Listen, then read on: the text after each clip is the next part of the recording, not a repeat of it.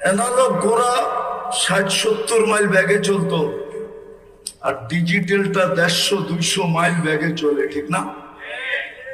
কত যুবকই তো গাজীপুরে পাওয়া যাবে ডিজিটাল ঘোড়ায় বাহির হইল, বিকালে লাশ হয়ে ফিরে আসলো,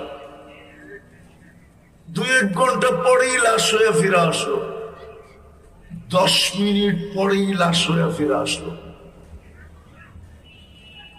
তো মৌত দেখতে দেখতে, শুনতে শুনতে, জানাজা পড়তে পড়তে, দাফন করতে করতে আমরা অভ্যস্ত। আমাদের জন্য মৃত্যু অবধারিত, এটাও সত্য। কার কখন আসবে কেউ জানে না, কার কখন আসবে কেউ জানে না। এমনও হইতে পারে কাল সকালে এই এলাকার কেউ